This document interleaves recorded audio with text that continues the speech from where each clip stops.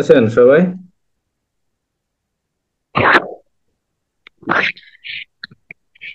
আলহামদুলিল্লাহ স্যার, আছি ভালোই। আপনি ভালো আছেন স্যার? আছি আলহামদুলিল্লাহ, ভালো। পড়াশোনা চলছে? চলছে স্যার, মোটামুটি।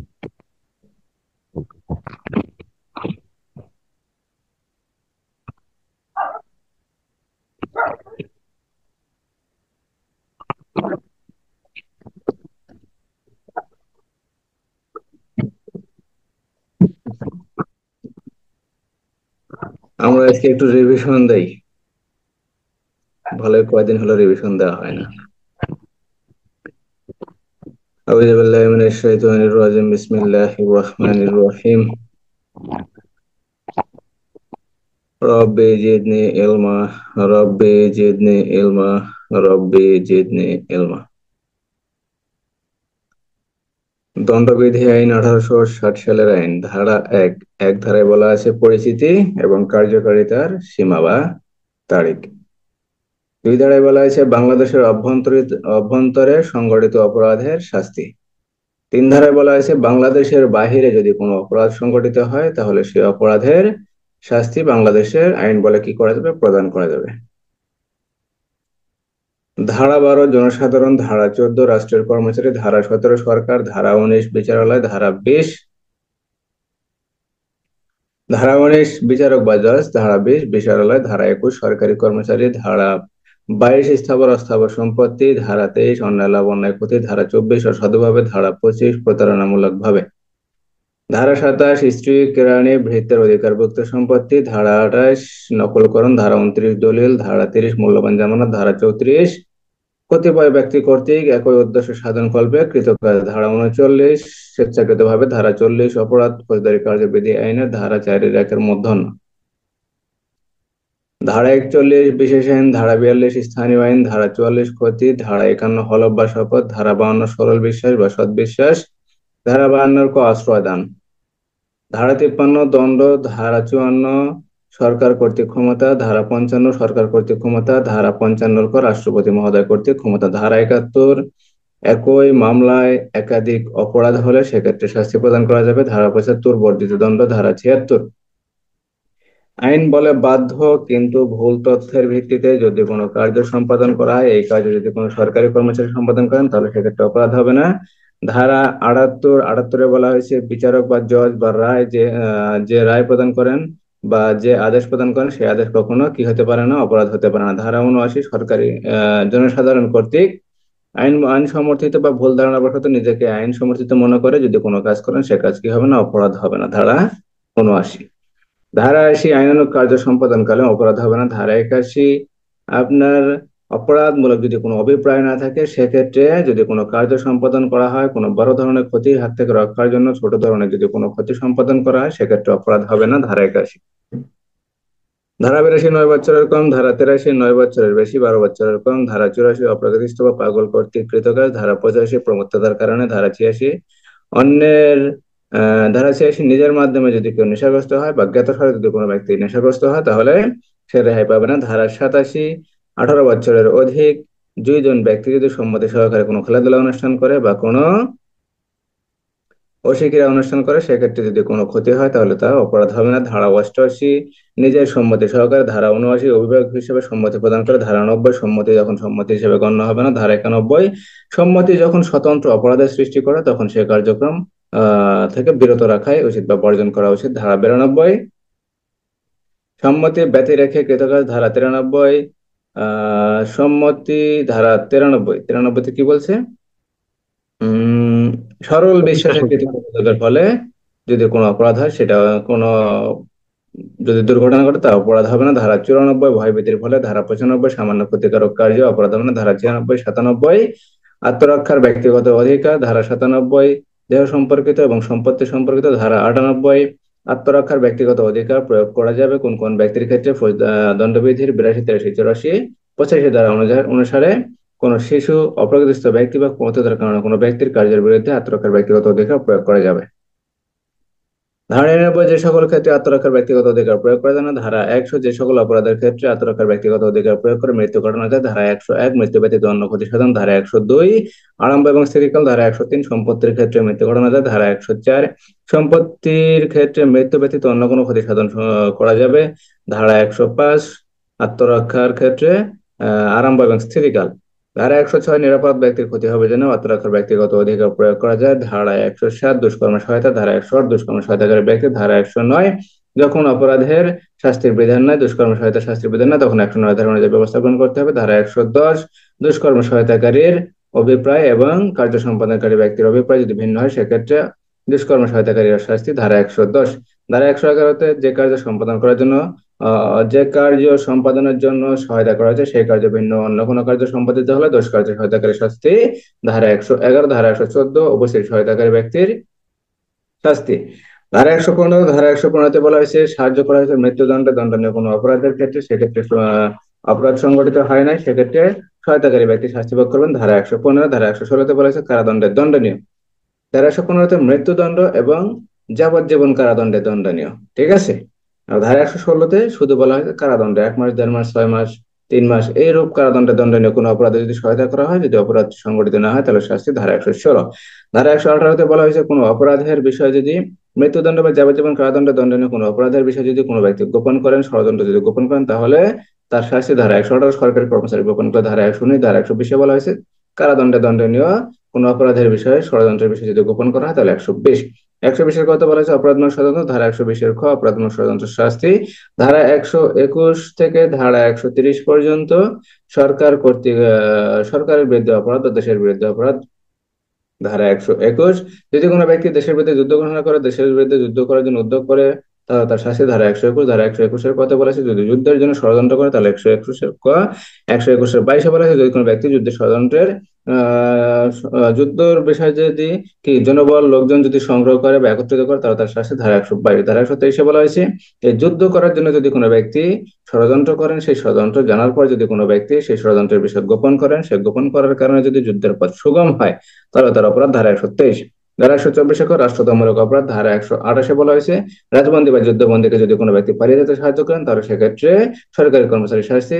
ধারা 129 অবহেলামূলক আচরণের ফলে যদি পালিয়ে যায় তাহলে সেক্ষেত্রে শাস্তি। ধারা 129 ধারা 130-এ বলা হয়েছে রাজবন্দী বা যুদ্ধবন্দী পালিয়ে যাওয়ার ক্ষেত্রে অথবা উদ্ধার করার ক্ষেত্রে যদি কোনো সাধারণ নাগরিক বা জনসাধারণ যদি সহযোগিতা করেন তাহলে তাদের শাস্তি। ধারা 130 ধারা 136-এ বলা হয়েছে নৌবাহিনী সেনাবাহিনী বিমান বাহিনী বা সামরিক বাহিনী হতে যদি কোনো কর্মকর্তা বা সামরিক সদস্য যদি পলায়ন করে, সেই পলায়নকৃত সদস্যকে যদি কোনো ব্যক্তি আশ্রয় দান করে তাহলে তার শাস্তি। ধারা 136 ধারা 140-140-এ বলা হয়েছে সামরিক বাহিনীর যদি কোনো পোশাক বা কোনো ব্যাজ বা কোনো প্রতীক যদি কোনো ব্যক্তি অবৈধ উদ্দেশ্য বা অবৈধ অভিপ্রায়ে যদি পরিধান করেন তাহলে তার শাস্তি। ধারা 140 ধারা 141 থেকে ধারা 160 পর্যন্ত বেআইনি সমাবেশ সংক্রান্ত গণ অধিকার বিঘ্নিত সংক্রান্ত বিভিন্ন অপরাধ। ধারা 141 থেকে ধারা 160 ধারা 141 বেআইনি সমাবেশের সংখ্যা। ধারা 142 বেআইনি সমাবেশের সদস্য। ধারা 143 বেআইনি সমাবেশের সদস্য বেআইনি সমাবেশের শাস্তি। ধারা 144 মারাত্মক অস্ত্র সহ বেআইনি সমাবেশের শাস্তি। ধারা 145 বেআইনি সমাবেশ ছত্রভঙ্গ হওয়ার জন্য আদেশ দেওয়ার পর যদি কোনো ব্যক্তি জ্ঞাতসারে বা জেনে শুনে বুঝে যদি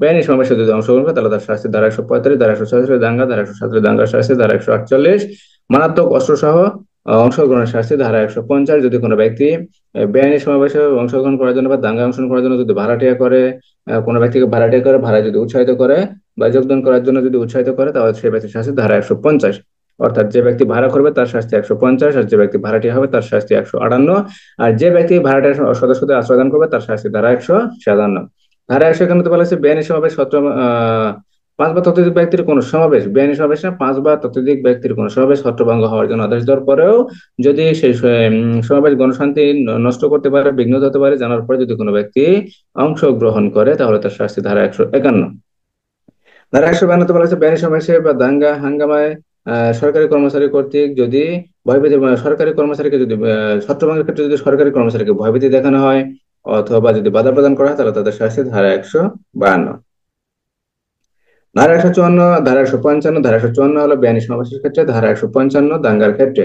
যে জমিতে বেআইনি সমাবেশ বা দাঙ্গা অনুষ্ঠিত হবে সেই সময় সেই জমির মালিক, স্বত্বাধিকারী, অধিকারী ব্যক্তি বা স্বার্থ যার আছে অথবা যে অধিকার দাবি করে সেই ব্যক্তি যদি বেআইনি সমাবেশ সংক্রান্ত অথবা দাঙ্গা সংক্রান্ত অপরাধ যে হবে সেই বিষয়ে যদি অবহিত না করে সরকারি কর্মচারীকে, তাহলে তার অপরাধ ধারা 154, ধারা 155। ধারা 157 আশ্রয় দান, ধারা 158 ভাড়াটি হওয়ার শাস্তি, ধারা 159 মারামারি, ধারা 160 মারামারির শাস্তি। ধারা 161 থেকে ধারা 171 পর্যন্ত সরকারি কর্মচারী কর্তৃক ঘুষ সংক্রান্ত অপরাধ। ধারা 161, সরকারি কর্মচারী যদি পারিশ্রমিক ব্যতীত অন্য কোনো বকশিস গ্রহণ করেন তাহলে তার শাস্তি। ধারা 161, ধারা 162 দালাল, ধারা 163 ক্ষমতাধর ব্যক্তি, ধারা 164 সরকারি কর্মচারী সহায়তা করার জন্য অপরাধ, ধারা 165 মূল্যবান জামানত গ্রহণের জন্য অপরাধ। ধারা 165 যে ব্যক্তি এই অপরাধ সংক্রান্ত ঘুষ সংক্রান্ত যে লেনদেন করবে, যে ব্যক্তি ঘুষ দেবে তার অপরাধ, ধারা 165 ধারা 166 সরকারি কর্মচারী কোনো ব্যক্তিকে ক্ষতিসাধন করার জন্য যদি আইনের নির্দেশ অমান্য করেন তাহলে তার শাস্তি, ধারা 166। আর ধারা 217 বলা হচ্ছে সরকারি কর্মচারী কোনো ব্যক্তি ক্ষতির হাত থেকে বাঁচানোর জন্য অথবা কোনো সম্পত্তি বাজেয়াপ্তির হাত থেকে রক্ষা করার জন্য যদি কি করেন আইনের নির্দেশ অমান্য করেন তাহলে তার শাস্তি, ধারা 217। ধারা 167 বলা হয়েছে কোনো ব্যক্তির ক্ষতিসাধন করার জন্য যদি সরকারি কর্মচারী কর্তৃক কোনো ভুল দলিল লিপিবদ্ধ করা হয়, প্রমাণ করা হয়, তৈরি করা হয় বা প্রস্তুত করা হয় বা অনুবাদ করা হয় তাহলে তার শাস্তি, ধারা 168। ধারা 167। আর 218 বলা হয়েছে একই কথা কোনো ব্যক্তির উপকার করার জন্য অথবা কোনো সম্পত্তি বাজেয়াপ্তির হাত থেকে রক্ষা করার জন্য যদি সরকারি কর্মচারী কর্তৃক কি করা হয়, ভুল দলিল প্রস্তুত করা হয়, প্রণয়ন করা হয়, তৈরি করা হয়, প্রণয়ন করা হয় বা প্রস্তুত করা হয় অথবা অনুবাদ করা হয় তাহলে তার শাস্তি, ধারা 218। ধারা 168 সরকারি কর্মচারী অন্য কোনো কাজে নিয়োজিত হতে পারবেন না। ধারা 169 সরকারি কর্মচারী বেআইনিভাবে সম্পত্তি ক্রয় করতে পারবেন না অথবা নিলামে অংশগ্রহণ করতে পারবেন না। ধারা 170 সরকারি কর্মচারী ছদ্মবেশ। ধারা 171 সরকারি কর্মচারীর পোশাক পরিচ্ছদ পরিধান করা। ধারা 172 সমন জারি করার ক্ষেত্রে যদি কোনো ব্যক্তি আত্মগোপন করেন তাহলে তার শাস্তি, ধারা 172। ধারা 173 বলা হয়েছে সমন জারি করার ক্ষেত্রে যদি বাধা দান করেন তাহলে তার শাস্তি, ধারা 174। 174 দ্বারা বলা হয়েছে যদি কোনো ব্যক্তি সমন জারি হয়েছে জানার পরে বা সমন জারি করার পরে যদি কি করে গরহাজির থাকে তাহলে তার শাস্তি, ধারা 174। 175 বলা হয়েছে যদি দলিল দস্তাবেজ হাজির করার জন্য বলা হয়, যদি দলিল দস্তাবেজ হাজির না করে তাহলে তার শাস্তি, ধারা 200, ধারা 175।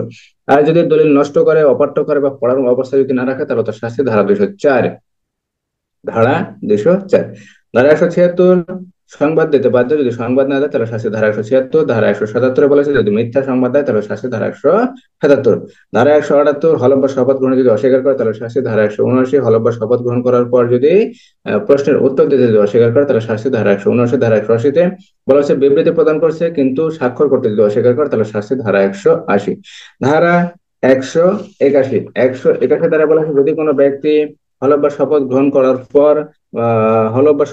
করার পর যদি মিথ্যা বিবৃতি প্রদান করেন তাহলে তার শাস্তি, ধারা 181। ধারা 182 বলা হয়েছে যদি কোনো ব্যক্তি সরকারি কর্মচারীর মাধ্যমে জনগণের বিরক্তি সৃষ্টি করার জন্য সরকারি কর্মচারীর তার যে একটা ক্ষমতা আছে, সরকারি যে ক্ষমতা আছে সেই ক্ষমতা প্রয়োগ করার জন্য যদি বাধ্য করে তাহলে তার শাস্তি, ধারা 182। ধারা 186 বলা হয়েছে যদি সরকারি কর্মচারীকে কাজে বাধা দান করা হয় তার শাস্তি, ধারা 186। ধারা 187 বলা হয়েছে সরকারি কর্মচারীকে যদি কোনো ব্যক্তি খবর দিতে বাধ্য হওয়ার সত্ত্বেও যদি খবর না দেয় তাহলে শাস্তি, ধারা সাহায্য করতে বাধ্য হওয়ার পরে যদি সাহায্য না করে তাহলে সেক্ষেত্রে শাস্তি, ধারা 187। ধারা 187, ধারা 187 ধারা 191 থেকে ধারা 191 থেকে ধারা 229 পর্যন্ত মিথ্যা সাক্ষ্যদান ও গণবিচারের বিরুদ্ধে বিভিন্ন অনুষ্ঠিত অপরাধ সমূহ আলোচনা। ধারা 191 মিথ্যা সাক্ষ্যদান। ধারা 192 মিথ্যা সাক্ষ্যদান উদ্ভব করা। ধারা 193 মিথ্যা সাক্ষ্যদানের শাস্তি।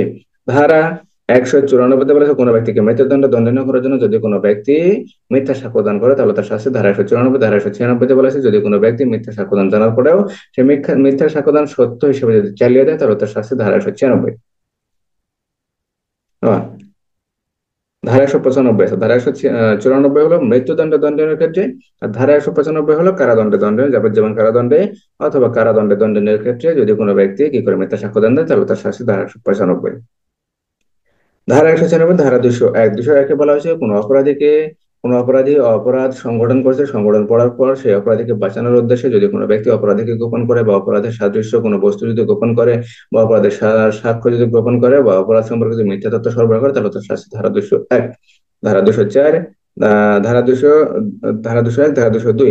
তথ্য প্রদানে বাধ্য থাকা সত্ত্বেও যদি কোনো ব্যক্তি অপরাধ ব্যাপারে তথ্য যদি ইচ্ছাকৃতভাবে যদি ত্রুটি প্রদান করে তাহলে তার শাস্তি ধারা 202।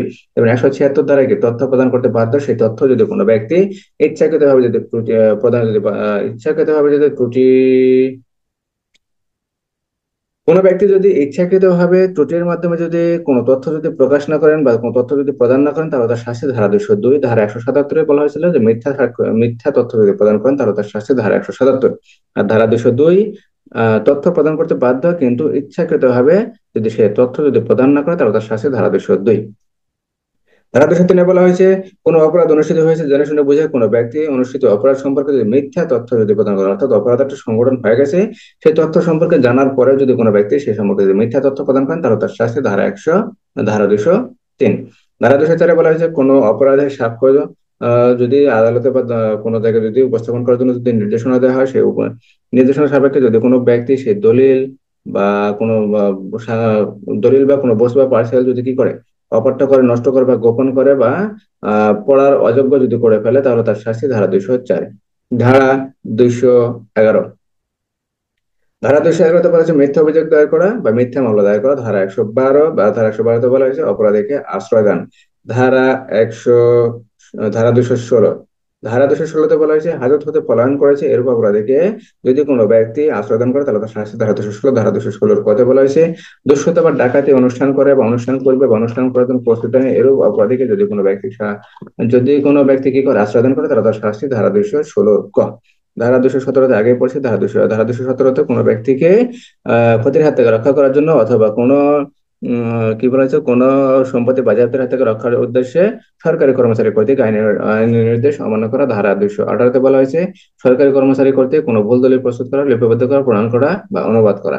ধারা 220, ধারা 220 সরকারি কর্মচারী যাকে গ্রেপ্তার করতে ক্ষমতাবান না বা যে ব্যক্তিকে গ্রেপ্তার করার জন্য সরকারি কর্মচারী কি বাধ্য নয়, অর্থাৎ গ্রেপ্তারের অযোগ্য ব্যক্তিকে কোনো ব্যক্তিকে ভুলবশত না হিংসা বশবর্তী হয়ে বা ঘুষ খেয়ে যদি গ্রেপ্তার করা হয় তাহলে তার শাস্তি ধারা 220। ধারা 221 বলা হয়েছে যে ব্যক্তিকে গ্রেপ্তার করতে সরকারি কর্মচারী বাধ্য হওয়ার পরেও যদি ইচ্ছাকৃতভাবে ওই ব্যক্তিকে গ্রেপ্তার না করে তাহলে তার শাস্তি ধারা 221। 222 দণ্ডপ্রাপ্ত কোনো অপরাধীকে বা আসামিকে যদি গ্রেপ্তারে বাধ্য হওয়া সত্ত্বেও যদি ইচ্ছাকৃতভাবে যদি গ্রেপ্তার না করে তাহলে তার শাস্তি 222। 223 যদি আসামি পলায়ন করে তাহলে শাস্তি 224। যদি গ্রেপ্তারের ক্ষেত্রে বাধা দান করে অপরাধী বা আসামি ব্যক্তি তাহলে শাস্তি 224। 225 বলা হয়েছে যাকে গ্রেপ্তার করা হবে সেই অপরাধী বা যদি অন্য কোনো ব্যক্তি যদি গ্রেপ্তারে বাধা দান করে তাহলে তার শাস্তি 225। 268, 14তম অধ্যায় 268 থেকে 294 ধারা পর্যন্ত জনস্বাস্থ্য নিরাপত্তা অর্থাৎ সুবিধা সমানতা ও নৈতিকতা সংক্রান্ত বিভিন্ন অপরাধ। 268 থেকে 294। 268 ধারা বলা হয়েছে গণউপদ্রব। 269 ধারায় বলা হয়েছে অবহেলাপূর্ণ আচরণের ফলে যদি কোনো ব্যক্তি সংক্রামক রোগের যদি বিস্তার ঘটান তাহলে তার শাস্তি 269। 270 বলেছে ইচ্ছাকৃতভাবে। 271 সঙ্গ নিরোধ সংক্রান্ত বা কোয়ারেন্টাইন সংক্রান্ত যে আইন আছে বা যে আইনের কথা বলা আছে সেই আইন যদি কোনো ব্যক্তি অমান্য করেন বা কোনো ব্যক্তি যদি পালন না করেন তাহলে তার শাস্তি 271। 259 বলা হয়েছে রাজপথে বেপরোয়া ভাবে যদি কোনো ব্যক্তি গাড়ি চালিয়ে যদি কোনো ব্যক্তিকে আহত করে বা ভয়ভীতি প্রদর্শন করে তাহলে তার শাস্তি 279। আর যদি কোনো ব্যক্তি মেরে ফেলে তাহলে তার শাস্তি 304 খ। আর যদি কোনো ব্যক্তিকে গুরুতর জখম করে তাহলে 338 ক। 290 বলা হয়েছে গণপ্রদানের শাস্তি 291। গণপ্রদান অব্যাহত রাখা বা পুনরায় করা শাস্তি 291। 292 বলা হয়েছে যদি কোনো ব্যক্তি অশ্লীল পুস্তক বই এগুলো যদি প্রস্তুত করেন, প্রমাণ করেন, তৈরি করেন তাহলে তার শাস্তি 292। 293 বলা হয়েছে অল্প বয়স্ক ব্যক্তির নিকট যদি কোনো ব্যক্তি এগুলা বিক্রি করে, সরবরাহ করে বা নিয়ন্ত্রণ করে বা সংরক্ষণ করে বা বাজারজাত করে বা প্রদর্শন করে তাহলে তার শাস্তি 293। 294 দ্বারা বলেছে অশ্লীল কার্য করা বা অশ্লীল নৃত্য প্রদর্শন করা বা অশ্লীল কোনো ছবি প্রদর্শন করা বা অশ্লীল গান পরিবেশন করা শাস্তি 294। 295 ধারা থেকে 298 ধারা পর্যন্ত ধর্ম সংক্রান্ত অপরাধ। 295 ধারায় বলা হয়েছে যদি কোনো ব্যক্তি কোনো ধর্মকে অবমাননা করার জন্য যদি কোনো উপাসনালয়ের ক্ষতি করে বা অপকীর্তি করে তাহলে তার শাস্তি 295। 295 পদে বলা হয়েছে কোনো ধর্মকে আঘাত করার জন্য কোনো ধর্মের অনুভূতিতে যদি আঘাত করা হয় তাহলে তার শাস্তি 295। 296 দ্বারা বলা হয়েছে যদি ধর্মীয় সমাবেশে যদি কি করা হয়, গোলমাল করা হয় তাহলে শাস্তি 296। 297 বলা হয়েছে গোরস্থান কবরস্থান সংক্রান্ত অপরাধ বা শ্মশানঘাট সংক্রান্ত অপরাধ। 298 দ্বারা বলা হয়েছে কোনো কথা বা শব্দ দ্বারা যদি কোনো ধর্মীয় অনুভূতিতে যদি আঘাত হানা হয় তাহলে তার শাস্তি 298। 299 ধারা থেকে 311 ধারা পর্যন্ত মানবদেহ সংক্রান্ত অপরাধ ও জীবন ক্ষুণ্ণকারী সংক্রান্ত অপরাধ। 299 ধারায় অপরাধজনক নরহত্যা, 300 ধারায় খুন বা মার্ডার, 301 ধারায় যে ব্যক্তিকে খুন করার ইচ্ছা হয়েছে সে ব্যক্তি ভিন্ন যদি অন্য কোনো ব্যক্তি খুন হয় তাহলে অপরাধ 301। 302 ধারায় খুনের শাস্তি, 303 ধারায় যাবজ্জীবন কারাদণ্ডপ্রাপ্ত কোনো ব্যক্তি যদি ওই খুন করে তাহলে তার শাস্তি 303। 304 ধারায় বলা হয়েছে অপরাধ নরহত্যার শাস্তি। 304-এর ক, অবহেলাপূর্ণ কাছাড়া ফলে যদি কোনো ব্যক্তি যদি মারা যায় তাহলে তার শাস্তি 304-এর ক। আর গাড়ি চালিয়ে 304-এর খ। 305-এ বলা হয়েছে যদি কোনো শিশু বা নাবালক বা কোনো অপরিচিত ব্যক্তি বা কোনো নেশাগ্রস্ত ব্যক্তিকে যদি আত্মহত্যা সহায়তা করা হয় 305। 306 অন্যান্য ব্যক্তিকে আত্মহত্যা সহায়তা সহায়তা করার ক্ষেত্রে অপরাধ 306। 307-এ বলা হয়েছে খুনের চেষ্টার শাস্তি। 308-এ অপরাধ হত্যার চেষ্টার শাস্তি। 309-এ বলা হয়েছে যে ব্যক্তি আত্মহত্যা করার জন্য চেষ্টা করছে কিন্তু আত্মহত্যা করতে পারে না, তার অপরাধ 309। 310-এর ঠগের শাস্তি 311। 312 ধারা থেকে 318 ধারা পর্যন্ত এখানে আপনার কি সংক্রান্ত অপরাধ? ওই উম, ভ্রূণ বা বাচ্চা নষ্টকরণ সংক্রান্ত বা বাচ্চার গর্ভপাত সংক্রান্ত অপরাধ। 312 ধারা বলা হয়েছে নারীর সম্মতি সহকারে যদি গর্ভপাত করা হয় সেক্ষেত্রে অপরাধ 312। এক্ষেত্রে যদি ভ্রূণ হয় তাহলে এক ধরনের শাস্তি, আর যদি বাচ্চার বিচলন যদি বোঝা যায় বা বাচ্চার চলাচল যদি বোঝা যায় বা বাচ্চাকে যদি অনুভব করা যায় তাহলে এক ধরনের অপরাধ 312। 313-তে বলা হয়েছে নারীর সম্মতি ব্যতীত, অর্থাৎ যে নারীর গর্ভপাত করানো হবে সেই নারীর সম্মতি ব্যতীত যদি গর্ভপাত করানো হয় তাহলে শাস্তি 313। 314-তে বলা হয়েছে যদি নারীর মৃত্যু ঘটে তাহলে শাস্তি। 315-তে বলা হয়েছে যদি ওই গর্ভপাত কোনো শিশুকে জন্মদানের ক্ষেত্রে বা গর্ভপাতের ক্ষেত্রে যদি বাধা দান করা হয় তাহলে তার শাস্তি 315। 317-তে বলা হয়েছে কোনো শিশুকে যদি কোনো পিতামাতা বা কোনো অভিভাবক যদি কি করেন আপনার বর্জন করেন, পরিত্যাগ করেন তাহলে তাদের শাস্তি 317। 318 ধারায় বলা হয়েছে মৃত্যু গোপন করার মাধ্যমে যদি 318 ধারায় কি মৃতদেহ গোপন ব্যবস্থার মাধ্যমে যদি জন্ম গোপন করার চেষ্টা করা হয়, অর্থাৎ মারা গেছে বাচ্চা, যদি বাচ্চা অবৈধ হয় সেক্ষেত্রে বাচ্চা যদি মারা যায় সেই বাচ্চার গোপন ব্যবস্থার মাধ্যমে মৃতদেহ কি করা হয় গোপন ব্যবস্থার মাধ্যমে যদি জন্ম গোপন করার চেষ্টা করে তাহলে শাস্তি 318।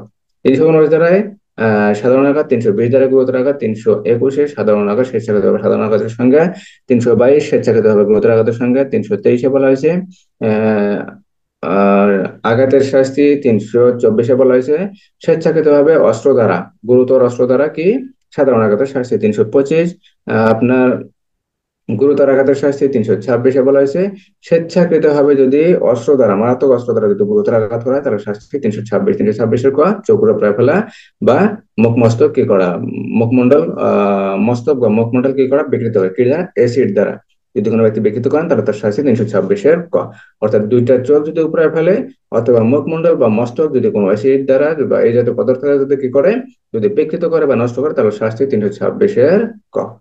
328 মলমপাটি, 330 সরকারি কর্মচারীর অপরাধ, 331 সরকারি কর্মচারী কর্তৃক গুরুতর আঘাতের শাস্তি, 332-এ বলা হয়েছে সরকারি কর্মচারীকে যদি সাধারণ আঘাত করে তাহলে শাস্তি। 333 সরকারি কর্মচারীকে যদি গুরুতর আঘাত দান করে তাহলে শাস্তি 333। 30, 31, 32, 33।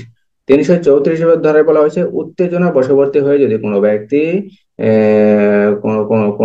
যদি কোনো ব্যক্তি সাধারণ আঘাত করেন তাহলে শাস্তি 334। 335 ধারায় বলা হয়েছে উত্তেজনার বশবর্তী হয়ে যদি কোনো ব্যক্তি গুরুতর আঘাত দান করেন তাহলে তার শাস্তি 335।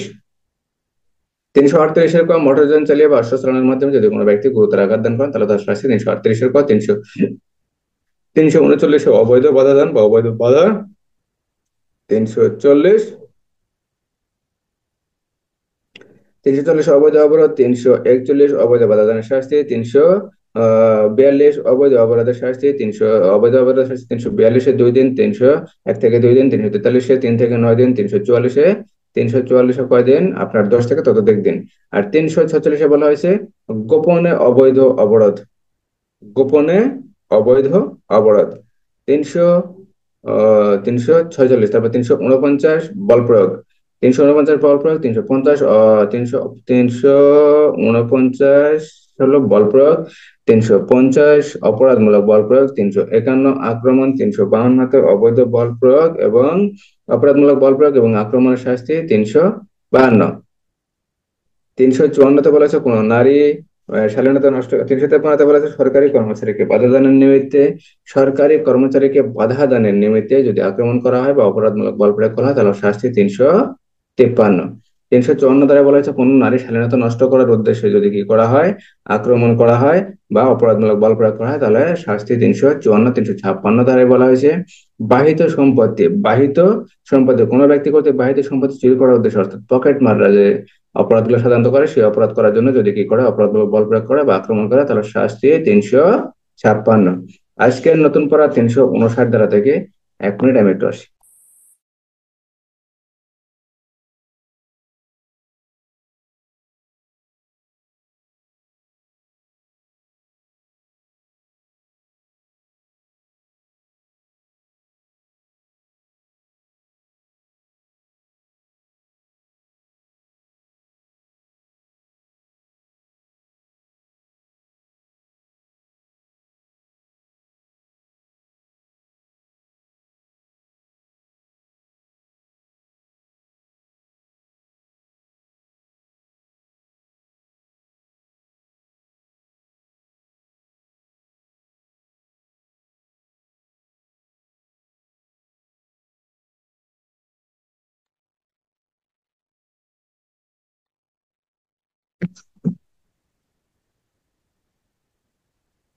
তাহলে আজকের নতুন পড়া 359 ধারা থেকে, 359 ধারা থেকে এখানে বলা হয়েছে মনুষ্য হরণ, মনুষ্য হরণ সংক্রান্ত অপরাধ।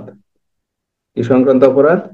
মনুষ্য হরণ অপহরণ সংক্রান্ত যে অপরাধ গুলা হয়, অর্থাৎ মানুষকে যে অপহরণ করা হয়, এই অপহরণ সংক্রান্ত অপরাধ, যেমন নারী শিশু নির্যাতন দমন আইনের 7 ধারায় বলা আছে অপহরণ সংক্রান্ত অপরাধ।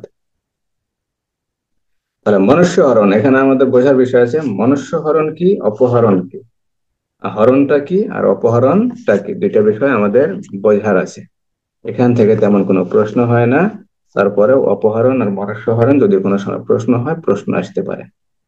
মনুষ্য হরণ, মনুষ্য হরণ দুই প্রকার। মনুষ্য হরণ মানে মানুষকে হরণ, দুই প্রকার। একটা হলো বাংলাদেশ হতে মনুষ্য হরণ এবং দ্বিতীয়টি হলো আইনানুগ অভিভাবক হতে মনুষ্য হরণ। প্রথম বিষয়টা হলো বাংলাদেশ হতে, অর্থাৎ বাংলাদেশ হতে ইন্ডিয়া, তারপর সৌদি আরব বা কুয়েত, আমেরিকা, অন্যান্য দেশে যদি নিয়ে যায় তাহলে সেটা হবে কি বাংলাদেশ হতে মনুষ্যহরণ। আর যদি কোনো ব্যক্তি কোনো পিতামাতার নিকট হতে বা আইনানুগ কোনো অভিভাবকের নিকট হতে যদি কি করে এক স্থান হতে যদি অন্য স্থানে নিয়ে যায় তাহলে সেটা হবে কি ওই আইনানুগ অভিভাবকের নিকট হতে মনুষ্য হরণ। তাহলে মনুষ্য হরণটা দুই প্রকার। যদি কখনো এমসিকিউ হয় যে মনুষ্য হরণ কত প্রকার, 2 প্রকার, 3 প্রকার, 4 প্রকার, 5 প্রকার, তাহলে মনুষ্য হরণটা 2 প্রকার। কি কি? প্রথমটা হলো বাংলাদেশ হতে মনুষ্য হরণ আর দ্বিতীয়টা হলো আইনানুগ অভিভাবক হতে বা আইনানুগ অভিভাবকের নিকট হতে মনুষ্য হরণ। তাহলে ধারা 360, 359 ধারায় এই কথাই বলা আছে মনুষ্য হরণটা 2 প্রকার, বাংলাদেশ হতে মনুষ্য হরণ এবং আইনানুগ অভিভাবকের নিকট হতে মনুষ্য হরণ। ধারা 360, 360 ধারায় বলা হয়েছে বাংলাদেশ হতে মনুষ্য হরণ। এখন বাংলাদেশ হতে মনুষ্য হরণটা বলতে কি বোঝায়? বাংলাদেশ হতে মনুষ্য হরণ বলতে বোঝায় যদি কোনো ব্যক্তি সম্মতি দান ব্যতীত, ঠিক আছে, যদি কোনো ব্যক্তি সম্মতি দান ব্যতীত বা কারো সম্মতি নেই বা যে ব্যক্তিকে কি করা হবে, হরণ করা হবে, সেই ব্যক্তির বা সেই ব্যক্তির কোনো আত্মীয় স্বজনের সম্মতি ব্যতীত যদি এক স্থান হতে, এক দেশ হতে অন্য দেশে, অর্থাৎ বাংলাদেশের সীমানার বাহিরে, বাংলাদেশের সীমানার বাহিরে যদি বহন করে নিয়ে যায় তাহলে তাকে বাংলাদেশ হতে মনুষ্য হরণ বলা হয়, বাংলাদেশ হতে মনুষ্য হরণ বলা হয়। ধারা 360, ধারা 360, এখানে কোনো প্রকার ভয় ভীতি নাই, কোনো প্রকার লোভ লালসা নাই, কোনো প্রকার আপনার হুমকি ধামকি নাই, কোনো প্রলোভন নাই, কোনো প্রকার ফুসলানো নাই, কোনো কিছুই নাই। আপনার হরণের ক্ষেত্রে এই ধরনের কোনো কিছুই উল্লেখ করা নাই। শুধু একটা কথা বলা আছে যে অভিভাবকের সম্মতি ব্যতি রেখে বা যে ব্যক্তিকে এক স্থান হতে অন্য স্থানে নিয়ে যাওয়া হবে সেই ব্যক্তির সম্মতি ব্যতি রেখে, সেই ব্যক্তির সম্মতি ব্যতীত বা আইনত অন্য কোনো ব্যক্তির সম্মতি ব্যতি রেখে যদি কোনো ব্যক্তিকে বাংলাদেশের সীমানার বাইরে অর্থাৎ অন্য কোনো দেশে যদি নিয়ে যাওয়া হয় বা বহন করে নিয়ে যাওয়া হয় তাহলে কি বলা হয়, তাকে কি বলা হয়, বাংলাদেশ হতে মনুষ্যহরণ। অর্থাৎ যে ব্যক্তি অপর কোনো ব্যক্তিকে বা অপর কোনো ব্যক্তির সম্মতি যদি কোনো ব্যক্তি দিতে পারেন সেই ব্যক্তির সম্মতি ব্যতীত যদি কোনো ব্যক্তিকে বাংলাদেশের সীমানার বাইরে যদি বহন করে নিয়ে যাওয়া হয় তাহলে তাকে বাংলাদেশ হতে মনুষ্যহরণ বলা হয়। ধারা 360। ধারা 360। তাহলে 360 দ্বারা বলেছে বাংলাদেশের সীমানার বাইরে যদি কোনো ব্যক্তিকে তার সম্মতি ব্যতীত অথবা সম্মতি দিতে পারে, তার পক্ষে সম্মতি দিতে পারে এমন কোন ব্যক্তির সম্মতি ব্যতীত যদি বাংলাদেশের সীমানার বাইরে অর্থাৎ ভারত অথবা পাকিস্তান অথবা মায়ানমার অথবা ভুটান নেপাল অর্থাৎ যে কোনো দেশে নিয়ে যাওয়া হোক না কেন বহন করে তাহলে তাকে কি বলা হয়, বাংলাদেশ হতে মনুষ্যহরণ বলা হয়। ধারা 360। ধারা 361 একই বিষয় আইনানুগ অভিভাবকের নিকট হতে মনুষ্যহরণ। একই কথা বলা আছে, ওইখানে শুধু বলা আছে ওই ব্যক্তি যাকে নিয়ে যাওয়া হবে তাকে সম্মতি ব্যতীত বা তার পক্ষে যে ব্যক্তি সম্মতি দিতে পারে এরূপ কোন ব্যক্তির সম্মতি দান ব্যতি রেখে যদি কি করা হয়, কোন ব্যক্তিকে বাংলাদেশের সীমানার বাহিরে বহন করে নিয়ে যাওয়া হয় তাহলে তাকে বাংলাদেশ হতে মনুষ্য হরণ বলা হয়। ধারা 360। ধারা 360। আর ধারা 361 একই বিষয়, ওই যে ব্যক্তিকে নিয়ে যাওয়া হবে এখানে বলা হয়েছে 12 বছর 14 বছরের কম বয়স্ক কোনো শিশুকে বা কোনো ব্যক্তিকে অথবা নারীর ক্ষেত্রে 16 বছর, পুরুষের ক্ষেত্রে 14 বছর আর নারীর ক্ষেত্রে 16 বছরের কম বয়স্ক কোনো নাবালক বা কোনো অপ্রকৃতিস্থ ব্যক্তি আইনানুগ অভিভাবকের তত্ত্বাবধান। অর্থাৎ আপনি এমন কোন শিশুকে এক জায়গা থেকে অন্য জায়গায় নিয়ে যাবেন যে শিশুর বয়স 14 বছর, যদি পুরুষ হয় তাহলে 14 বছর, যদি নারী হয় তাহলে 16 বছর, অথবা যদি কোনো নাবালক হয় অথবা ওই শিশু যদি অপ্রকৃতিস্থ হয় বা পাগল প্রকৃতির হয় তাহলে তার যে অভিভাবক থাকবে বা তার যে পিতামাতা থাকবে, তার যে চাচা থাকবে বা তার যে দাদা দাদি থাকবে এদের অনুমতি ব্যতি রেখে বা এদের অনুমতি ব্যতীত যদি আপনি এক স্থান থেকে অন্য স্থানে যদি আপনি প্রলুব্ধ করে নিয়ে যান তাহলে তাকে কি বলা হয়, আইনানুগ অভিভাবক হতে মনুষ্যহরণ বলা হয়। ধারা 361। ধারা 361। তাহলে মনুষ্যহরণ দুই প্রকার, একটা হলো বাংলাদেশ হতে মনুষ্যহরণ আর দ্বিতীয়টা হলো আইনানুগ অভিভাবকের নিকট হতে বা মনুষ্যহরণ। তাহলে ধারা 360 বলা হয়েছে বাংলাদেশ হতে মনুষ্যহরণ, ধারা 361 আইনানুগ অভিভাবক হতে মনুষ্যহরণ। শাস্তি ধারা 362। শাস্তি ধারা 362তে বলা হয়েছে অপহরণ। ধারা 362। ধারা 359 মনুষ্যহরণ। মনুষ্যহরণ দুই প্রকার, একটা হলো বাংলাদেশ হতে মনুষ্যহরণ আর দ্বিতীয়টা হলো আইনানুগ অভিভাবকের নিকট হতে মনুষ্যহরণ।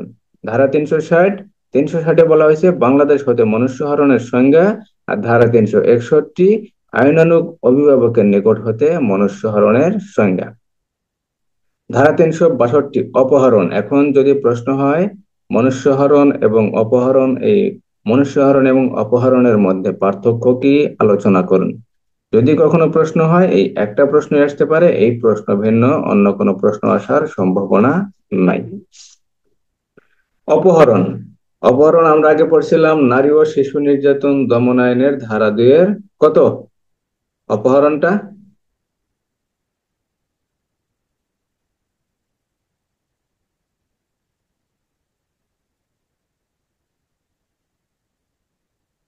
মনে আছে?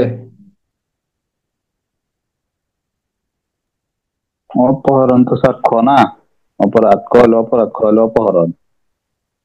কতে অপরাধ, খতে অপহরণ। হ্যাঁ। নারী ও শিশু নির্যাতন দমন আইনের ধারা 2 খ। তাহলে অপহরণটা বলতে কি বোঝায়, কোনো একজন ব্যক্তিকে, যে কোনো ব্যক্তি হতে পারে, কম বয়সী হতে পারে, বেশি বয়সী হতে পারে, নারী হতে পারে, পুরুষ হতে পারে বা অন্য কোনো লিঙ্গেরও হতে পারে, যদি কোনো ব্যক্তিকে অপর কোনো ব্যক্তি ফুসলিয়ে ভুল বুঝিয়ে তারপরে প্রলুব্ধ করে বা ভয়ভীতি প্রদর্শন করে যদি এক স্থান হতে অন্য স্থানে যদি স্থানান্তর করে, অর্থাৎ বাড়ি সিরাজগঞ্জ নিয়ে গেল বগুড়া, বাড়ি সিরাজগঞ্জ নিয়ে গেল রংপুর, অথবা বাড়ি মনে করেন সিরাজগঞ্জ সদর থানা নিয়ে গেল মনে করেন যে আপনার শাহজাদপুর থানা, অর্থাৎ এক স্থান হতে যদি অন্য স্থানে যদি স্থানান্তর করে, কিসের কিসের ভিত্তিতে? ভয়ভীতি দেখিয়ে, প্রলুব্ধ করে, অথবা ফুসলিয়ে, অথবা আপনার ভীতি প্রদর্শন করে যদি কি করা হয়, এক স্থান হতে যদি অন্য স্থানে যদি নিয়ে যাওয়া হয়, তাহলে তাকে কি বলা হয়? অপহরণ বলা হয়। ধারা 362, দণ্ডবিধির 362 ধারা, নারী ও শিশু নির্যাতন দমন আইনের ধারা 2 খ, ধারা 2 খ। তাহলে মনুষ্য হরণ এবং অপহরণের মধ্যে পার্থক্য কি? মনুষ্য হরণের সংজ্ঞা দেবেন একটা, আর অপহরণের সংজ্ঞা দেবেন একটা। মনুষ্য হরণ দুই প্রকার, আর অপহরণটা এক প্রকারই, যেভাবে অপহরণ করা হয় সেটাই অপহরণ। এখন মনুষ্য হরণটা হলো অভিভাবকের অনুমতি ব্যতীত বা অভিভাবকের সম্মতি ছাড়া যদি কি করা হয়, এক স্থান হতে অন্য স্থানে যদি নিয়ে যাওয়া হয়, সেটা হবে কি আপনার মনুষ্য হরণ। আর অপহরণটা হবে যদি কোনো ব্যক্তিকে বা কোনো নারীকে বা কোনো শিশুকে যদি কি করা হয়, এক স্থান হতে অন্য স্থানে গমন করার জন্য যদি বাধ্য করা হয় বা ফুসলানো হয়, অথবা ভয়ভীতি প্রদর্শন করা হয়, অথবা প্রলুব্ধ করা হয়, অথবা প্রতারণামূলক ভাবে যে কোনো ভাবেই হোক এক স্থান হতে যদি অন্য স্থানে স্থানান্তর করা হয়, তাহলে কি হবে? এটা অপহরণ হবে।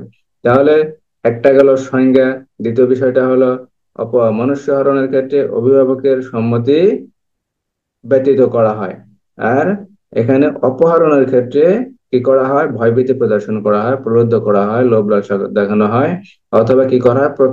প্রতারণামূলক ভাবে কাজটা করা হয়, বা জোরপূর্বক কোনো কাজ করা হয়। ধারা 359, ধারা 362, ধারা 359, ধারা 362। এখন শাস্তি, এখন শাস্তি।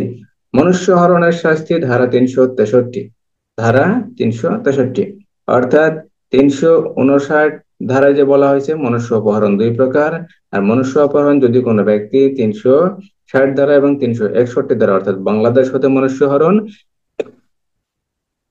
বাংলাদেশ হতে মনুষ্য হরণ, অথবা আইনানুগ অভিভাবকের নিকট হতে যদি কোনো ব্যক্তি মনুষ্য হরণ করে, তাহলে তার শাস্তি ধারা 363। 363 ধারায় বলা হয়েছে যে ব্যক্তি কোনো ব্যক্তিকে বাংলাদেশ হইতে অথবা আইনানুগ অভিভাবক হইতে যদি কি করে, হরণ করে, তাহলে সেই ব্যক্তি যে কোনো বর্ণনা কারাদণ্ডে দণ্ডনীয় হবে, যার মেয়াদ 7 বছরে, 7 বছর পর্যন্ত হতে পারে, এবং তদুপরি অর্থদণ্ড হতে পারে, অথবা উভয় দণ্ড হতে পারে। ধারা 363, ধারা 363। একটা বিষয় মনে রাখা দরকার, আপনার মনুষ্য হরণের ক্ষেত্রে আইনানুগ অভিভাবকের নিকট থেকে যে মনুষ্য হরণের কথাটা বলা হয়েছে, এখানে পুরুষের ক্ষেত্রে 14 বছর এবং নারীর ক্ষেত্রে কত বছর? 16 বছর। এই বয়সটা কিভাবে নির্ধারণ করা যেতে পারে? যদি কোনো অপরাধ, এরূপ কোনো অপরাধ যদি হয়, তাহলে সেই অপরাধের ক্ষেত্রে এই বয়সটা নির্ধারণের ক্ষেত্রে কি কি পন্থা অবলম্বন করা যেতে পারে? বর্তমানে অত্যাধুনিক প্রযুক্তির কোনো অভাব নাই। সে অত্যাধুনিক প্রযুক্তির মাধ্যমে একটা কি রেডিওলজিস্ট টেস্ট করা যায়, অর্থাৎ হাড় পরীক্ষার মাধ্যমে কি করা যায়? হাড় পরীক্ষার মাধ্যমে কোনো শিশুর বা কোনো নারীর বা কোনো ব্যক্তির বয়স নির্ধারণ করা যায়। কোনো রেডিওলজিস্ট কোনো মেয়ের বয়স নির্ধারণের জন্য বা কোনো ব্যক্তির বয়স নির্ধারণের জন্য তার হাড় পরীক্ষা করলে সেই ব্যক্তির বয়স সম্পর্কে সম্ভাব্য ধারণা পাওয়া যায়। তাহলে যদি কখনো এমসিকিউ হয় যে নিম্নের কোন পরীক্ষার মাধ্যমে আপনার বয়স নির্ধারণ করা যায়, রেডিওলজিস্ট বা সাইকোলজিস্ট অথবা ডোপ টেস্ট, অথবা আর একটা মনে করেন যে ব্লাড টেস্ট দিয়ে দিল, তাহলে কোন টেস্টের মাধ্যমে বয়সটা নির্ধারণ করা যায়? রেডিওলজিস্ট টেস্টের মাধ্যমে। আর রেডিওলজিস্ট টেস্ট কিভাবে করা হয়? মানুষের যে হাড় থাকে সেই হাড়ের পরীক্ষার মাধ্যমে কি করা হয়? এই রেডিওলজিস্ট টেস্ট করা হয় এবং বয়স নির্ধারণ করা হয়। সম্ভাব্য যে বয়সটা থাকে সেই বয়সটা এই রেডিওলজিস্ট টেস্টের মাধ্যমে সম্পন্ন করা হয়। তবে ধারা 359 ধারায় বলা হয়েছে মনুষ্য হরণ। মনুষ্য হরণটা দুই প্রকার, বাংলাদেশ হতে মনুষ্য হরণ, অর্থাৎ এক দেশ হতে অন্য দেশে কি করা হয়? স্থানান্তর করা হয়। আর আরেকটা আছে আইনানুগ অভিভাবক হতে মনুষ্য হরণ, অর্থাৎ কোনো ব্যক্তি যদি তার পিতামাতা অথবা তার আইনানুগ অন্য কোনো অভিভাবকের নিকট হতে বা তাদের সম্মতি ব্যতীত বা যে সম্মতি প্রদান করতে পারে এমন কোন ব্যক্তির সম্মতি ব্যতি রেখে যদি এক স্থান হতে যদি অন্য স্থানে প্রলুব্ধ করে নিয়ে যায়, তাহলে তাকে কি বলা হয়? আইনানুগ অভিভাবক হতে মনুষ্য হরণ। ধারা 361। ধারা 362-তে বলা হয়েছে অপহরণ। অপহরণটা আসলে কি? যদি কোনো ব্যক্তিকে এক স্থান হতে অন্য স্থানে নিয়ে যাওয়া হয়, আর সেই নিয়ে যাওয়ার ক্ষেত্রে যদি জোরপূর্বক ভাবে নিয়ে যাওয়া হয় বা কোনো প্রতারণার আশ্রয় নিয়ে যদি নিয়ে যাওয়া হয়, বা কোনো বিষয়ে যদি প্রলুব্ধ করা হয় বা ভয়ভীতি যদি প্রদর্শন করা হয়, তাহলে তাকে কি বলা হয়? অপহরণ বলা হয়। ধারা 362। ধারা 363, 363-তে বলা হয়েছে মনুষ্য হরণের শাস্তি।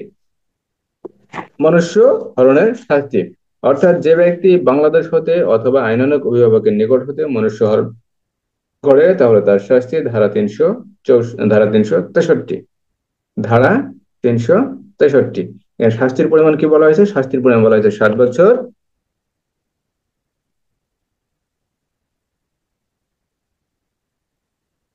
সেই সাথে অর্থদণ্ড অথবা উভয় দণ্ড হতে পারে। ধারা 363। ধারা 364। ধারা 364।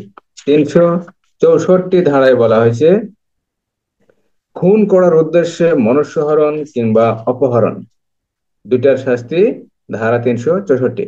অর্থাৎ কোনো ব্যক্তি যদি খুন করার উদ্দেশ্যে মনুষ্যহরণ করে, সেটা বাংলাদেশ হতে বাইরে হোক অথবা আইনানুগ অভিভাবকের নিকট হতে হোক, অথবা অপহরণ যদি করে খুন করার উদ্দেশ্যে, আমাদের দেশে বিভিন্ন সময় দেখা যায় কি করা হয়, যদি শত্রুতা থাকে, তাহলে দেখা যায় তার ছেলে মেয়ে বা পিতামাতা ভাই বোন এদেরকে কি করা হয়? অপহরণ করা হয়। কি উদ্দেশ্যে? খুন করার উদ্দেশ্যে।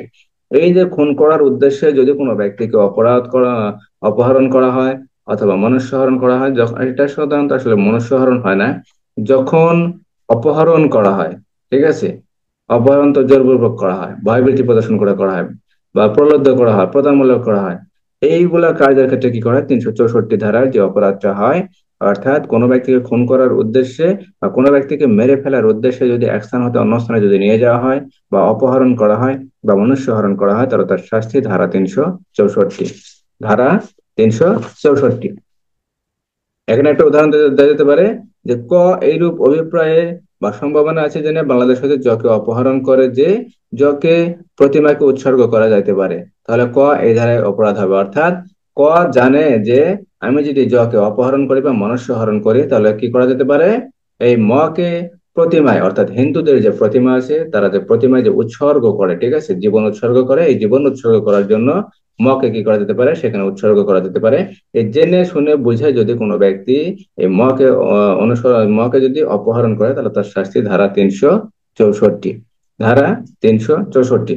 অথবা শত্রুতার বশবর্তী হয়ে যদি কোনো ব্যক্তি তার শত্রুর কোনো ছেলে মেয়েকে বা শত্রুর কোনো পরিবারের সদস্যকে যদি মেরে ফেলার উদ্দেশ্যে যদি অপহরণ করে, তাহলে সেক্ষেত্রে শাস্তি হবে ধারা 364।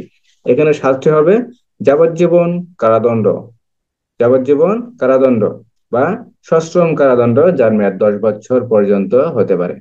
তাহলে কারাদণ্ড কতদিন? যাবজ্জীবন কারাদণ্ড হতে পারে, সেটা বিনাশ্রম। আর যদি সশ্রম কারাদণ্ড হয়, তাহলে 10 বছর পর্যন্ত হতে পারে, সেই সাথে অর্থদণ্ড হতে পারে অথবা উভয় দণ্ডনীয় হতে পারে। ধারা 364। তাহলে এখানে যদি কোনো প্রশ্ন হয়, একটা প্রশ্ন আসতে পারে 364 ধারার কি প্রশ্ন হতে পারে বা কোন ধরনের প্রশ্ন হতে পারে? এখানে প্রশ্ন হতে পারে যে খ নামক একজন ব্যক্তিকে খুন করার উদ্দেশ্যে কি করে বলপূর্বক ছিনাইয়া নেওয়া যায় অথবা জোরপূর্বক কি করে যায় এক স্থান হতে অন্য স্থানে বা এক স্থান হতে অন্য স্থানে যেতে বাধ্য করে বা প্রলুব্ধ করে বা প্রতারণামূলক ভাবে এক স্থান হতে অন্য স্থানে নিয়ে যায়, তাহলে এখানে এর অপরাধ কি? অপরাধ কি? অথবা ক খ নামক একজন ব্যক্তিকে ভয়ভীতি দেখিয়ে বা ভীতি প্রদর্শন করে বা প্রলুব্ধ করে বা প্রতারণামূলক ভাবে অথবা জোরপূর্বক এক স্থান হতে অন্য স্থানে খুন করার উদ্দেশ্যে নিয়ে যায়, এখানে ক এর অপরাধ কি? অপরাধ কি? তাহলে খুন করার উদ্দেশ্যে যদি কোনো ব্যক্তি অপর কোনো ব্যক্তিকে যদি অপহরণ করে অথবা মনুষ্য হরণ করে, তাহলে তার অপরাধ ধারা 364। ধারা 364। অর্থাৎ আপনি অপহরণ করবেন, ঠিক আছে, কিন্তু অপহরণের উদ্দেশ্য বা অভিপ্রায় যদি আপনার খুন হয়, তাহলে অপরাধের শাস্তি হবে ধারা 364। ধারা 364। ধারা 364 ক। ধারা 364 ক। 364 ক ধারায় বলা হয়েছে যদি কোনো ব্যক্তি 10 বছরের কম বয়স্ক কোনো ব্যক্তিকে অপহরণ বা হরণ করে, তাহলে তার শাস্তি ধারা 364 ক। ধারা 364 ক। ধারা 364 কতে বলা হয়েছে একটা বিষয়, 10 বছরের কম বয়স্ক কোনো শিশুকে, 10 বছরের কম, আর 361 ধারায় আমরা পড়ছিলাম পুরুষের ক্ষেত্রে 14 বছরের কম আর নারীর ক্ষেত্রে 16 বছরের কম অথবা অপ্রকৃতিস্থ ব্যক্তি, এই সকল ব্যক্তিকে যদি কি করা হয়, আইনানুগ অভিভাবকের নিকট হতে বা যার অভিভাবক আছে সেই অভিভাবকের নিকট হতে যদি সম্মতি ব্যতীত যদি এক স্থান হতে অন্য স্থানে নিয়ে যাওয়া হয় তাহলে থেকে কি বলা হয়, মনুষ্যহরণ। আইনানুগ অভিভাবকের নিকট হতে মনুষ্যহরণ বলা হয়। আর এখানে 364 ক ধারায় বলা হয়েছে 10 বছরের কম বয়স্ক কোনো ব্যক্তিকে যদি অপহরণ করা হয় বা মনুষ্যহরণ করা হয় সেক্ষেত্রে শাস্তি ধারা 364 ক।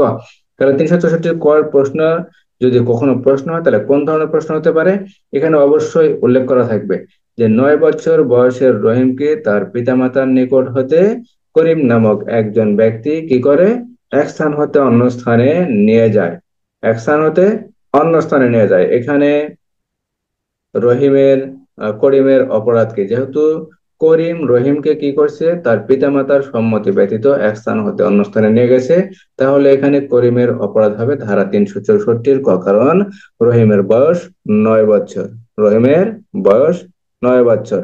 তাহলে এখানে করিমের অপরাধ হবে ধারা 364 ক। অর্থাৎ 10 বছরের কম বয়স্ক কোনো ব্যক্তিকে যদি অপহরণ করা হয় বা হরণ করা হয় তাহলে তার অপরাধ হবে ধারা 364 ক। এখানে কিছু বিষয় বলা আছে।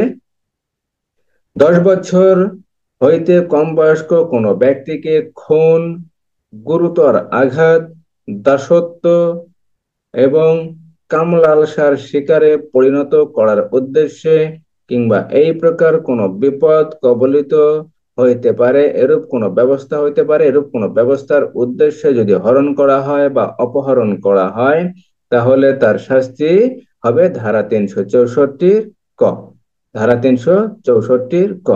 ধারা 364 ক এর অপরাধটা গুরুতর আরো গুরুতর অপরাধ।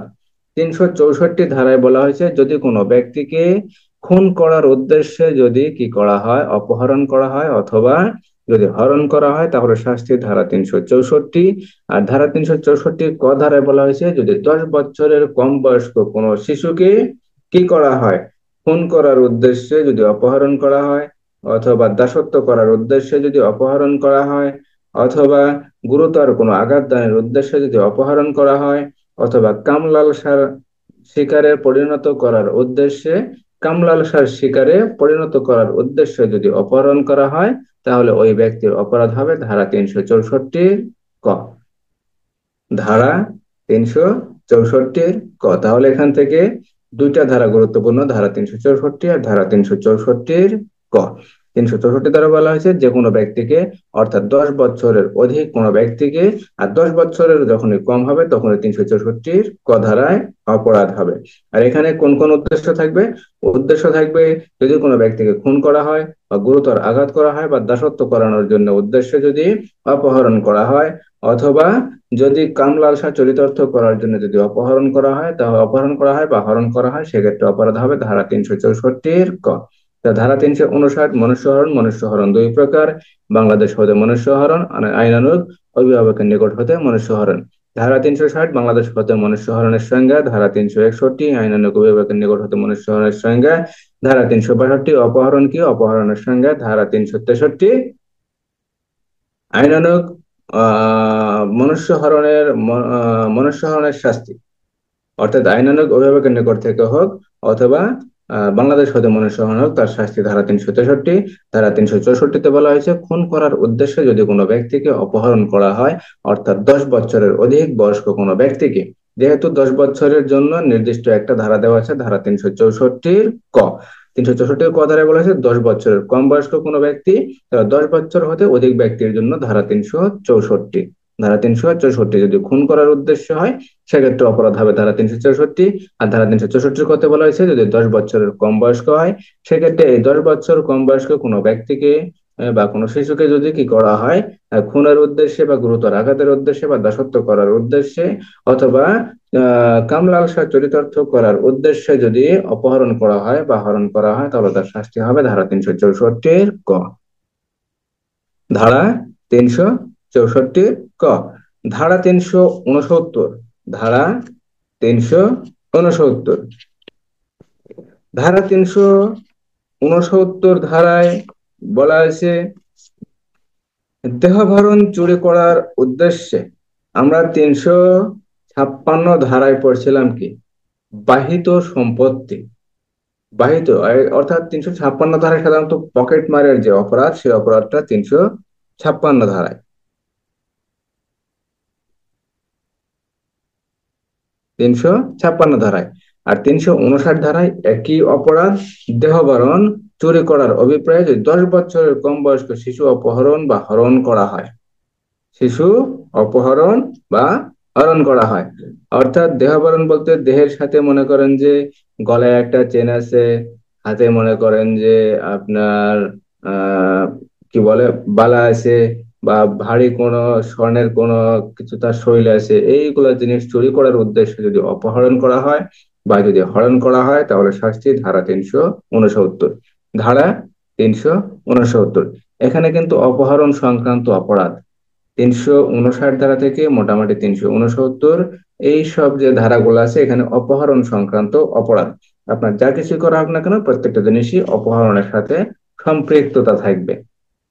তাহলে যে ব্যক্তি 10 বছরের কম বয়স্ক কোনো শিশুর দেহ হইতে কোনো অস্থাবর সম্পত্তি, অস্থাবর সম্পত্তি বলতে কি বোঝায়? ধারা 22, দণ্ডবিধির ধারা 22 বলা হয়েছে এক স্থান হতে অন্য স্থানে স্থানান্তর করা যায়। যেমন আপনার স্বর্ণ, গলায় যদি কোনো চেন থাকে, এই স্বর্ণটা কি করা যাবে, চেনটা কি করা যাবে, এক স্থান হতে অন্য স্থানে স্থানান্তর করা। এই জাতীয় কোনো অস্থাবর সম্পত্তি অসাধুভাবে ছিনিয়ে নেওয়ার অভিপ্রায়ে যদি কোনো শিশুকে অপহরণ করে অথবা হরণ করে, তাহলে সেই ব্যক্তি যে কোনো বর্ণনা কারাদণ্ডে দণ্ডনীয় হবেন। ধারা 369।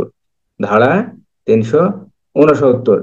আর 356 ধারায় আমরা পড়ছিলাম যদি কোনো ব্যক্তির বাহিত সম্পত্তি চুরি করার উদ্দেশ্যে আক্রমণ করে অথবা অপরাধমূলক বল প্রয়োগ করে। বিষয়গুলা এইভাবে পার্থক্য নিতে হবে বা বুঝতে হবে যে আক্রমণ অথবা অপরাধমূলক যদি বল প্রয়োগ করা হয় বাহিত সম্পত্তির ক্ষেত্রে বা বাহিত সম্পত্তি চুরি করার ক্ষেত্রে, সেক্ষেত্রে অপরাধ ধারা 356। আর ধারা 369, 369-এ বলা হয়েছে দেহধারণ চুরি। দেহধারণ চুরি। দেহধারণ চুরি করার উদ্দেশ্যে যদি কোনো শিশুকে অপহরণ করা হয় এবং সেই শিশুর বয়স যদি 10 বছরের কম হয়, আর 10 বছরের কম বয়স্ক কোনো শিশুর দেহধারণ চুরি করার উদ্দেশ্যে বা অস্থাবর সম্পত্তি চুরি করার উদ্দেশ্যে যদি হরণ করা হয় বা অপহরণ করা হয়, তাহলে শাস্তি ধারা 369। ধারা 369। আর যদি আক্রমণ করা হয় অথবা যদি বল প্রয়োগ করা হয়, অপরাধমূলক বল প্রয়োগ হয়, তাহলে ধারা 356। ধারা 356। একই কথা, সেম কথা, সেম ক্যাটাগরির প্রশ্ন, সেম ক্যাটাগরির সব জিনিস, অন্য কিছুই বলা নাই, শুধু পার্থক্য একটা, আক্রমণ অথবা অপরাধমূলক বল প্রয়োগ, আর একটা অপহরণ অথবা হরণ করা হয়। তাহলে শাস্তি ধারা 356, ধারা 369।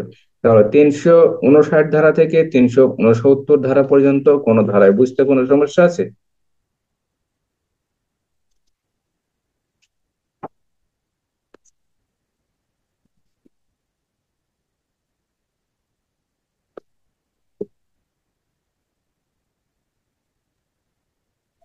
সমস্যা নাই স্যার, 69টা আবার একটু কই।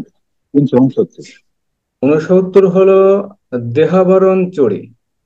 10 বছরের কম বয়স্ক কোন শিশুর দেহবরণ চুরি, অর্থাৎ দেহের সাথে যদি যে সকল ইয়া থাকতে পারে, অস্থাবর সম্পত্তি।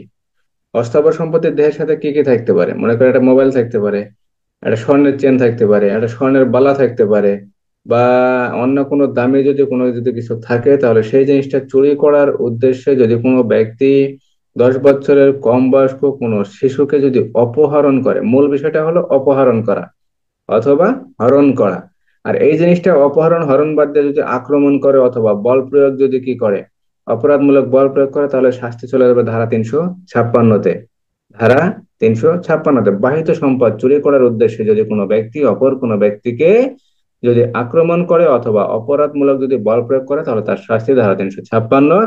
আর ধারা 369-এ বলা হয়েছে 10 বছরের কম বয়স্ক কোনো শিশু, কত বছর? 10 বছরের কম বয়স্ক কোনো শিশুর দেহাবরণ চুরি করার উদ্দেশ্যে যদি কোনো ব্যক্তি ওই শিশুকে অপহরণ করে অথবা হরণ করে, তাহলে শাস্তি ধারা 369। শুধু পার্থক্য আমি শুধু বললাম যে এগুলো বুঝবেন যে কোনটা 356 ধারায় যাবে, কোনটা 69 ধারা যাবে। এটা বোঝার জন্য আপনাকে বুঝতে হবে যে আক্রমণ করলো, না অপরাধমূলক বল প্রয়োগ করলো, না অপহরণ করলো, না হরণ করলো। এইগুলা দিয়ে আপনাকে পার্থক্যটা বুঝে নিতে হবে। জিনিসগুলো প্রায় সেম ক্যাটাগরির, পাশাপাশি ক্যাটাগরির। এটা বোঝার জন্য যে 356 ধারায় আক্রমণ অথবা অপরাধমূলক যদি বল প্রয়োগ করে, আর 369 ধারায় যদি কোনো ব্যক্তি অপহরণ করে অথবা হরণ করে, তাহলে সেই সম্পত্তি চুরি করার উদ্দেশ্যে অপরাধ হবে ধারা 369। ক্লিয়ার? না বুঝতে কোনো সমস্যা আছে?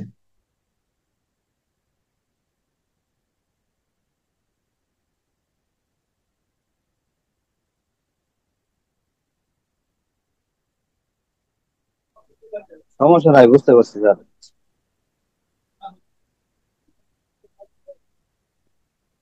ধারা 372। ধারা 372। 372 ধারায় বলা হয়েছে বেশ্যাবৃত্তি ইত্যাদি। যখনই দেখবেন ইত্যাদি, আমি আগেই বলছি, তখনই মনে করবেন এখানে যেমন বলা আছে বেশ্যাবৃত্তি ইত্যাদি, তার মানে বেশ্যাবৃত্তির সাথে আরো এই সংশ্লিষ্ট কিছু কথা বলা আছে। বেশ্যাবৃত্তি সংশ্লিষ্ট আরো কিছু, মানে যৌন সহবাস, এটাও তো একটা বেশ্যাবৃত্তির মধ্যে, যদি স্বামী ব্যতীত অন্য কোনো ব্যক্তির সাথে যদি হয়। স্বামী ব্যতীত যদি অন্য কোনো ব্যক্তির সাথে হয়, সেটা সেই যৌন সহবাসটা কি হবে? আপনার একটা অপরাধ হবে। যৌন সহবাসটা একটা অপরাধ হবে। বা বেআইনি বা অসৎ উদ্দেশ্যে যদি কোনো ব্যক্তিকে নিয়োজিত করা হয়, সেটাও কি হবে? অসৎই হবে। সেটাও বেশ্যাবৃত্তি সংক্রান্তই, প্রায় সেম ক্যাটাগরির অপরাধ হবে। বেশ্যাবৃত্তি ইত্যাদির উদ্দেশ্যে অপ্রাপ্ত বয়স্কদের বিক্রয় করা, বিক্রয় করা বা ভাড়া করা, এই সংক্রান্ত অপরাধ, বা অন্যভাবে যদি হস্তান্তর করা হয়, হস্তান্তর সংক্রান্ত অপরাধ। অর্থাৎ যদি কোনো ব্যক্তি 18 বছরের কম বয়স্ক কোনো ব্যক্তি যে কোনো বয়সে বেশ্যাবৃত্তি অথবা অন্য কোনো লোকের সহিত অবৈধ যৌন সহবাস অথবা কোনো বেআইনি বা অসৎ উদ্দেশ্যে নিয়োজিত অথবা ব্যবহৃত হইতে পারে, এরূপ কোনো উদ্দেশ্যে কোনো ব্যক্তিকে নিয়োজিত করে অথবা ব্যবহৃত হইবে বা হওয়ার সম্ভাবনা আছে জানিয়া যদি তাকে বিক্রয় করে, ভাড়া করে বা হস্তান্তর করে, তাহলে সেই ব্যক্তি যে কোনো মেয়াদের কারাদণ্ডে দণ্ডনীয় হবে, ধারা 372। অর্থাৎ এখানে এক কথায় বলা হয়েছে যে আপনার পতিতা, মানে খারাপ ভাষায় শুনতে গেলে এটা পতিতালয়ে যে মানুষগুলা যারা থাকে, যাদের বয়স 18 বছরের কম, এই 18 বছরের কম বয়স্ক কোন নারীকে যদি কি করা হয়, নারী সংক্রান্ত অপরাধ, বেশ্যাবৃত্তি সাধারণত নারী সংক্রান্ত অপরাধ, কোন নারীকে যদি এই বেশ্যাবৃত্তি করার উদ্দেশ্যে বা অবৈধ যৌন সহবাস করার উদ্দেশ্যে বা এই সংক্রান্ত যে বিভিন্ন অপরাধগুলো হয়, এই অপরাধগুলো করার উদ্দেশ্যে যদি কোনো ব্যক্তি নিয়োজিত করেন, ভাড়া করেন, হস্তান্তর করেন অথবা বিক্রয় করেন বা অর্পণ করেন, এই অর্পণ সংক্রান্ত অপরাধ ধারা 372। অর্থাৎ মনে করেন যে কোনো ব্যক্তি কি করলো, মনে করেন একজন ব্যক্তি বিয়ে করছে, বিয়ে করার পর তার বউয়ের বয়স মনে করেন যে 18 বছরের কম, 18 বছরের কম। এখন তার উদ্দেশ্য ছিল যে আমি বিয়ে করব, বা তার এরকম যদি কোনো তার পূর্বের যদি কোনো ইতিহাস থাকে যে সে শুধু বিয়ে করে, বিয়ে করার পর বউ বা সেই মেয়েটাকে কি করে, যৌনপল্লীতে বিক্রয় করে দেয়। ঠিক আছে? যৌনপল্লীতে বিক্রয় করে দেয় বা রেখে আসে বা ভাড়া, সেখানে ভাড়া খাটায়, তার বউ দিয়ে ভাড়া কাটায়। বা যদি মনে করেন যে বাইরে থেকে যদি কোনো মেয়েকে নিয়ে যায়, সেখানে বিক্রি করে দেয়, সে মেয়ের বয়স যদি 18 বছরের কম হয়, সে বিক্রি যদি বেশ্যাবৃত্তির উদ্দেশ্যে অথবা অবৈধ যৌন সহবাস করার উদ্দেশ্যে অথবা এই সংশ্লিষ্ট যে অপরাধগুলো আছে সেই অপরাধগুলো করার উদ্দেশ্যে যদি কি করে, বিক্রয় করে, ভাড়া করে অথবা হস্তান্তর করে বা অর্পণ করে, তাহলে তাদের শাস্তি ধারা 372। ধারা 372। অর্থাৎ এখানে দালাল সংক্রান্ত অপরাধ বলতে পারেন, বা যে ব্যক্তি এই বেশ্যাবৃত্তি করার উদ্দেশ্যে 18 বছরের কম বয়স্ক কোনো নারীকে যদি কি করে, কোনো জায়গায় হস্তান্তর করে, কোনো জায়গায় বিক্রয় করে বা কোনো জায়গায় যদি ভাড়াটিয়া হিসেবে খাটায় অথবা কোনো জায়গায় যদি অর্পণ করে, তাহলে তার অপরাধ ধারা 372। ধারা 372 তার উদ্দেশ্য বলা কি হবে?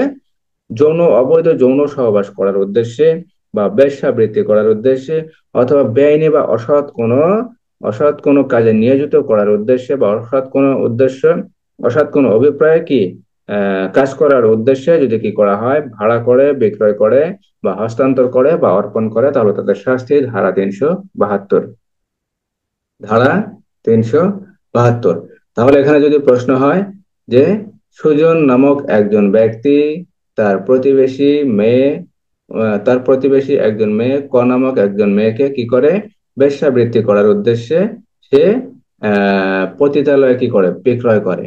বা বেশ্যাবৃত্তি করার উদ্দেশ্যে কি করে, সবুজ নামক একজন ব্যক্তির কাছে বা অন্য কোনো একজন ব্যক্তির কাছে হস্তান্তর করে বা প্রেরণ করে বা অর্পণ করে, তাহলে এখানে এর অপরাধ কি?